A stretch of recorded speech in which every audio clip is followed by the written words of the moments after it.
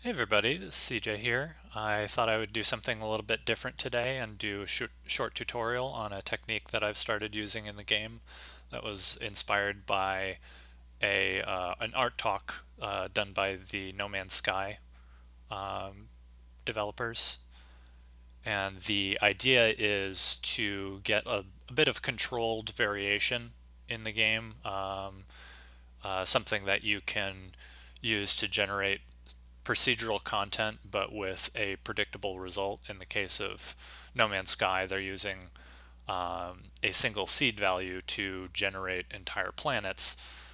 In the case of Simulacra, I'm using it to generate locations when the game is started, so that the landscape and everything is handcrafted, but you might find an enemy outpost here, or you might find different content, or something of that nature.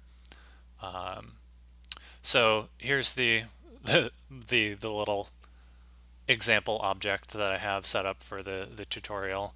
Um, so over in the parameters, you can see that there's a map seed. So this is the seed value that, depending on uh, what your desire is for the game, this whenever you seed this value is when you're going to get your variation. So, like I said, maybe it's per mission, maybe per map, whatever. So this remains as a constant, and then we use the world space location of the actor to generate a local seed. So every placed instance is not the exact same carbon copy from the map seed, but it is predictable because the location is fixed, and that way whenever you change the map seed, you're going to have a predictable result. So right now we have 874857. So if I change this to 200, it changes to a completely different number, but if I change it back to 100, we get the same number again. But then if I drag it up and down, we also get shifts in numbers. But if I drag it back to the initial location, again, it shifts back to the exact same seed. So that way we get a lot of predictable control, but we still get that really nice variation. So in the blueprint of the object, this is very simple setup running in the construction script. So this is the blueprint function that we're going to be going over. So to kind of feed into that, right now I just have a map seed variable. Like I said, whenever you seed this variable, you could be grabbing it from another placed actor or from your game instance. Again, totally depends on your game.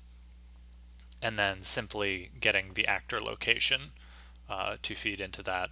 And then coming out of it is the local seed that's produced for this particular actor. I'm just setting it and making both of those public values so that I can see them in the inspector. Um, and then the seed value is something that I use to actually generate that. And the reason I expose that is if you need to generate any further variation, you can do that within the object, so that you're not getting the exact same result within a given object. That's just for flexibility. So in the blueprint function itself, and if you're not familiar with blueprint functions, they're kind of more, for lack of a better term, more global functions that you can use. So you can call them from any object.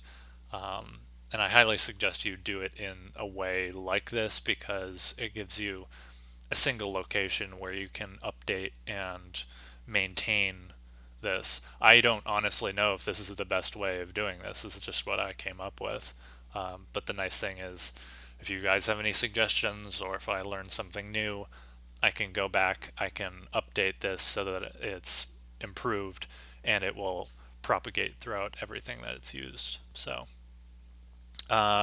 for the map seed that's coming in, we generate just a simple 0 to 1 float from that stream. we take the actor, we break those down into the individual vectors. In the case of my game, because it's a twin stick shooter, I don't have a lot of Z movement. It's mainly the placement on the X and the Y axis. So in my case, I'm simply multiplying those two together to create a unique float that's based on the location of the actor. Uh, and then simply multiplying these two together. Again, this is just kind of a work in progress, but it at least works to kind of my satisfaction for the moment. And then based on that, because we've got a float with all sorts of decimal places, we then just use a seal to kind of clamp that to the ceiling of that value and get rid of all of those decimal places and create a nice clean integer, and then use that integer to seed a new random stream, and that becomes the local seed for the instance. So I realized that was really fast. Definitely let me know if you have any questions or comments on the technique. This is kind of an example um, of something that I'm kind of playing around with the idea of doing, is kind of a totem pole with different sections, um, and the orientation, number of sections, everything like that is based on the seeds, so that as I drag it around, you get different lengths, different orderings, so that way, say when you start the game and it generates the seed for a particular location, you're getting a little bit of kind of custom decoration. Maybe as you're heading out to a particular location, when you start the game, you don't know if that's going to be an enemy outpost, or if it's going to be a dweller camp that you're going to need to help people. But then when you go back to that location, um, in that same playthrough of the game, it's the same place. Um, Again, or sorry, not again.